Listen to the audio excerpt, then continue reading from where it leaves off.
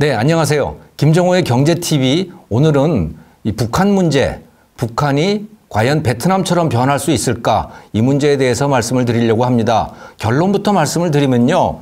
그렇게 됐으면 좋겠다. 북한이 베트남처럼 정말 됐으면 좋겠다. 하지만 김정은이 베트남처럼 변하길 선택하지 않을 것이다. 라고 하는 것이 저의 결론입니다. 만약에 북한이 베트남처럼 변할 수 있다면요. 정말 대박이 날 겁니다. 왜 대박이냐? 북한으로 세계적인 기업들이 밀려들 것이기 때문에 그래요. 우리 남한 기업들, 대한민국 기업들도 북한에 많이 갈 것이고 또 뭐 중국 기업도 갈 것이고 미국 기업, 일본 기업 그야말로 밀려갈 거라고 생각을 합니다. 지난 한 30년간 세계의 기업들, 자본이 중국에 밀려들듯이 아마 북한에 그렇게 될 것이다 라는 거예요. 왜냐하면 중국이 이미 인건비가 비싸져 가지고요. 중국에서 기업들이 빠져나가고 있거든요. 중국 인건비도 너무 비싼 거예요, 이제는. 그래서 그 자본들이 베트남으로 가고 뭐 캄보디아로 가고 라오스로 가고 뭐 이렇게 가고 있잖아요. 그런데 이 베트남만 하더라도 한 5년 지나면 인건비가 상당히 비싸질 거라는 거예요. 그래서 특히 우리나라 중소기업들 같으면 베트남에서 아마 버티기 힘들 것이다 라고들 이미 걱정 반 예측을 하고 있어요. 그런데 북한이 만약에 베트남처럼 열린다고 하면요. 그야말로 뭐 밀물이 밀려들듯이 세계의 투자 기업들이 밀려들 것입니다. 저는 그래서 만약에 북한이 베트남처럼 변할 수 있다면 아마 연평균 경제성장률 10% 내지 15%도 얼마든지 가능하다. 그렇게 저는 보고 있어요. 특히 우리 한국 중소기업들한테는 뭐 북한이라고 하는 데는 그야말로 뭐 신천지가 될 수가 있는 거죠. 왜냐하면 베트남이나 캄보디아나 뭐 라오스나 이런 데만 하더라도 우리와 문화가 다르기 때문에요. 거기 가서 일하는 게 쉽지가 않거든요. 그런데 북한이 만약에 열린다면 우리나라의 중소기업, 시화공단이니 뭐 이런 데 있는 그 중소기업들 입장에서는 뭐 완전히 새로운 기적의 시대, 경제 기적의 시대가 열릴 수 있다. 저는 그렇게 봅니다. 자, 하지만 저는 북한이 베트남처럼 그렇게 경제적으로 자본주의 국가가 되기는 어려울 거라고 봅니다. 자본주의 국가가 되려면, 베트남처럼 되려면 말이죠. 사유재산이 인정이 돼야 되고 또 외국 기업이 들어와서 자유롭게 활동할 수 있어야 하고 외국과 교역을 할 수 있어야 되잖아요. 외국으로부터 수입하고 수출하고 하는 일이 또 자유로워야 되고 뭐 이렇단 말이죠. 지금 우리나라의 삼성전자가 지금 베트남에 진출해서 그들이 활동하고 있는 걸 보면 알잖아요. 그렇게 돼야 되는 거예요, 북한이. 그런데 과연 그렇게 할 수가 있겠는가? 북한이 경제적으로 자본주의 국가가 될 수 있겠는가? 저는 불가능하다고 봅니다. 북한이 베트남처럼 될 수 없는 몇 가지의 이유가 있는데요. 첫째, 노동 문제입니다. 베트남처럼 되려면요, 외국 기업들이 들어가서, 그건 뭐 북한 내부에서 생겨난 기업도 마찬가지지만, 기업이 들어가서 노동자들을 자유롭게 고용할 수 있어야 해요. 그런데 지금 북한의 체제는 어떠냐면, 개성공단의 그 기업들만 봐도 알 수 있잖아요. 한국 기업이 들어가서 북한 노동자를 마음대로 고용할 수 없습니다. 그럼 뭐냐? 그거는 북한의 공산당, 노동당이 노동자를 파견해 주는 방식인 거예요. 그러니까 노동당에서 노동자를 배치해 주는 방식인 거지 기업이 들어가서 자유롭게 노동자를 고용하는 거 이게 안 된다는 거예요. 급여를 주는 것도 마찬가지입니다. 일 잘하는 사람에게 그러면 급여를 많이 줘야 될 거 아니에요. 그래야 그 노동 의욕도 살아나고 그렇잖아요. 근데 그게 안 돼요. 그럼 어떻게 하느냐? 기업이 노동당에다가 또는 북한의 정부에다가 돈을 주는 거죠. 뭉뚱그리로 그 인건비를 주면 노동당이 그걸 다시 배급하는 그런 방식이에요. 물론 뭐 자기들이 상당 부분 뛰어가는 거죠. 네. 그렇기 때문에 왜 여러분들 초코파이가 굉장히 유행이었다고 그러고 초코파이 나눠줬다고 하는 이야기들 많이 들었잖아요. 개성공단에서. 그 이유는 초코파이 주는 거는 통제하지 않았어요. 그거는 기업이 직접 노동자들에게 줄 수 있었거든요. 그게 상당한 인센티브가 됐던 겁니다. 그럴 정도로 노동자에게 보상을 하거나 또는 채용을 하거나 해고를 하거나 하는 그런 일들을 기업이 할 수가 없다. 그런데 이런 상황을 북한이 이런 상황을 변화시킬 것인가? 그래서 노동자에 대한 통제권을 노동당이 아니고 국가가 아니고 그것을 기업에게 넘길 것인가? 저는 그렇게 안 할 거라고 봅니다. 왜냐하면 그러면 국가의 힘이 그만큼 줄어들고 그만큼 권력이 줄어들게 되잖아요. 저는 그거 아마도 못하게 될 거라고 보고요. 둘째, 외부 기업들이 들어가서 장사를 하려면, 북한에 가서 장사를 하려면 거기서 번 돈을 송금할 수 있어야 되잖아요. 지금은 근데 송금을 제대로 할 수가 없어요. 사실은 지금까지도 북한에 들어가서 투자를 했던 기업들이 상당수 있습니다. 예를 들자면 이집트의 오라스콤이라고 하는 그런 그 이동통신 회사가 들어가가지고 북한에도 핸드폰이 있잖아요. 그 사업을 했다고요. 또 통일교가 들어가가지고서는 거기서 평화자동차라고 하는 자동차 공장을 만들어 놓기도 하고, 또 제1교포들이 북한에 들어가서 굉장히 많은 투자를 하기도 하고 그랬어요. 그 사람들이 대부분 다 망했습니다. 거의 다 망했다고 봐도 돼요. 왜 망했는가? 송금을 못하게 하는 거예요. 그 안에서 돈을 벌더라도 그 돈을 밖으로 가져나갈 수가 없습니다. 왜? 그거는 착취하는 거라고 보기 때문에 그러는 거죠. 그러니까 돈을 벌더라도 북한 내에서만 투자를 하라라고 뭐 실질적으로 그렇게 규제가 되고 있는 거예요. 규정이 그렇게 됐는지는 그건 확실히 잘 모르겠는데 어느 누구도 돈을 밖으로 가져나가지 못했습니다. 자, 이것은 바뀔 것인가? 저는 이것도 잘 안 바뀔 거라고 봅니다. 그러니까 북한의 입장은 이런 거예요. 얼마든지 투자를 해라. 북한에 와서. 얼마든지 투자를 해라. 하지만 돈은 못 가지고 나가라. 하지만 고용은 네가 직접 못해. 이런 거죠. 이것이 바뀔 수 있을까? 이것을 바꾸려면 사실은 권력체제 자체를 바꿔야 하는데 그러기가 정말 쉽지 않을 거라고 봅니다.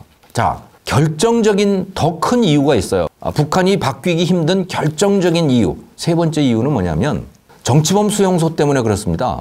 여러분들 이 지도를 보시면요. 이 화면에 나온 지도를 보시면 이 북한의 정치범 수용소가 어디 있는가라고 하는 것을 지금 보여주고 있는데 이것은 공식적으로 밝혀진 건 아니고 탈북자들이 정치범 수용소에 있다가 도망쳐 나온 뭐 사람들이라든가 또는 그 정치범 수용소를 감시하고 있던 사람들이라든가 이런 사람들이 탈북을 한 사람들 중에 그런 사람들이 있거든요. 그 사람들이 나와가지고 한 그 증언들을 종합해서 만들어 놓은 뭐 그런 지도입니다.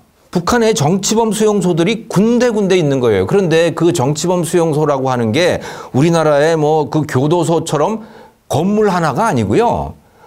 우리나라로 따지면 하나의 군 단위 정도 어마어마하게 넓은 정치범 수용소들이 이렇게 곳곳에 있는 거예요.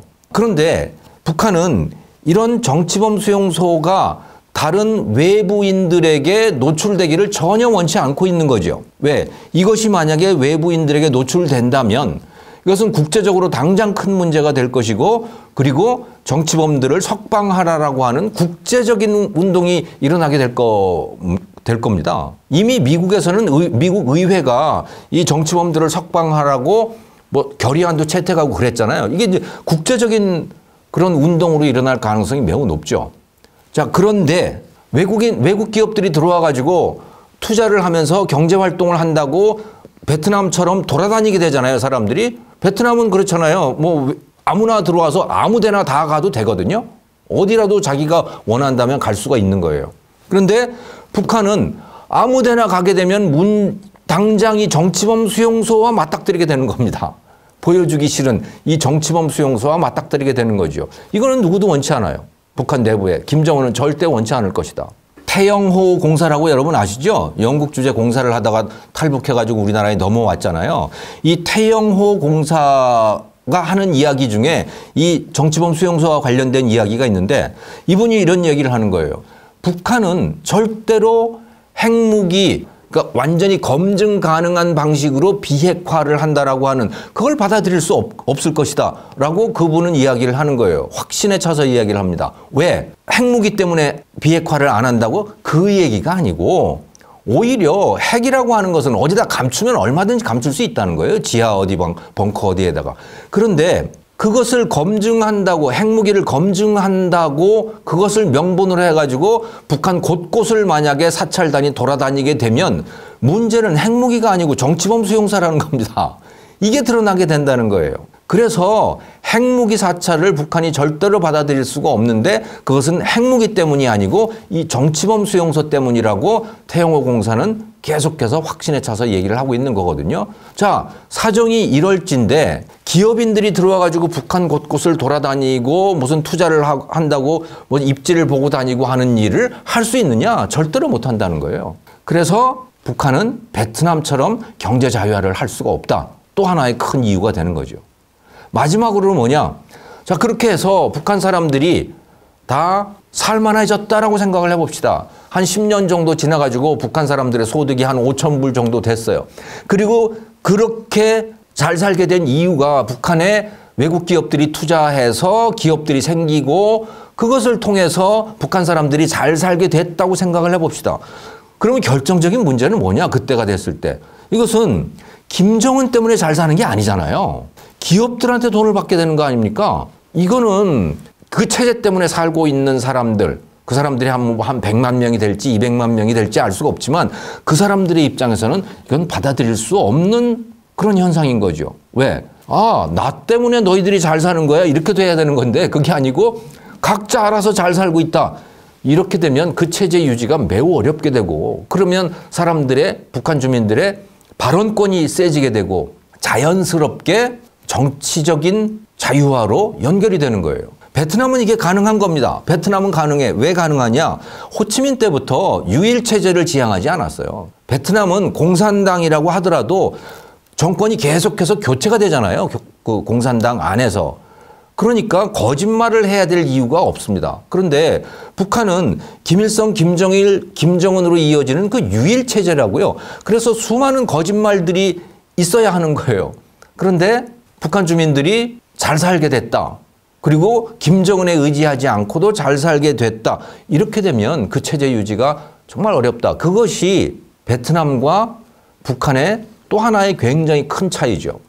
여러분, 박항서 감독이 청소년 그 축구 베트남의 U23 무슨 뭐죠? 챔피언십 대회인가? 거기서 준우승을 해가지고 왔을 때 귀환을 했을 때 그 장면 생각나시죠? 베트남 사람들이 온 베트남 사람들이 다 길거리를 쏟아져 나와가지고 막 깃발을 흔들고 야단이 났었잖아요.